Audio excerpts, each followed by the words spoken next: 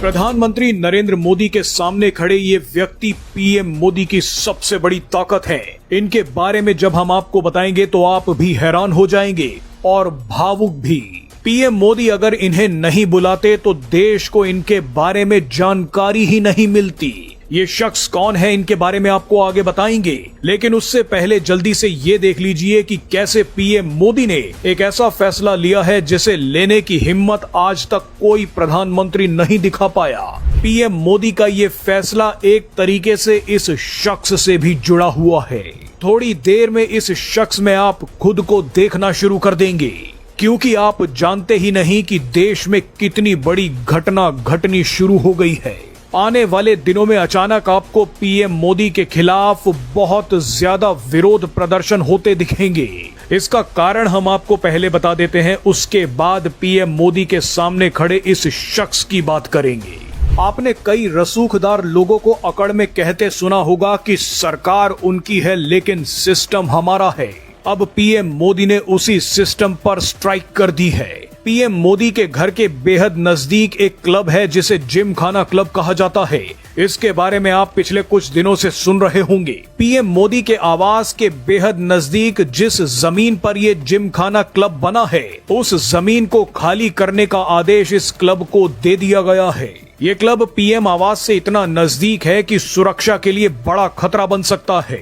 प्रधानमंत्री का घर 11 एकड़ में बना हुआ है, जबकि बगल में बना जिम खाना क्लब 27 एकड़ में बना है। अंग्रेजों ने जब इसे बनाया था तब यहाँ पर सिर्फ अंग्रेजों को एंट्री मिलती थी, भारतीयों का आना बंद था। लेकिन जब अंग्रेज चले गए तो इस क्लब पर भारत के अमीरों ने कब्जा जमा लिया और यहाँ पर एंट्री सिर्फ अमीरों के लिए रखी गई। सोशल मीडिया पर कई लोगों का कहना है कि गोरे अंग्रेजों के बाद इस क्लब पर भारत के तथाकथित अमीर भूरे अंग्रेजों का कब्जा हो गया। इस क्लब के मेंबर खुद को दिल्ली के पावर सर्किट का हिस्सा बताते हैं।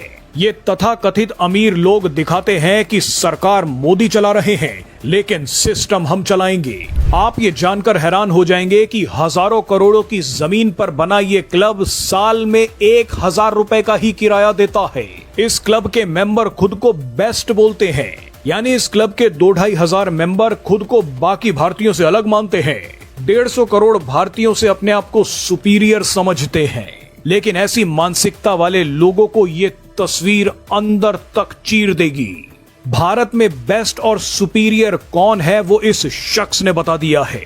इन्हें राष्ट्रपति भवन में पद्मश्री सम्मान दिया जा रहा है। आप ये जानकर चौंक जाएंगे कि ये एक रिटायर्ड बस कंडक्टर हैं। ये जिम खाना के मेंबर तो शायद जिंदगी में कभी ना बन पाए, लेकिन इन्होंने जो काम किया है वो जिम खाना के तथाकथित अमीर लोग जिंदगी भर नहीं कर पाएंगे।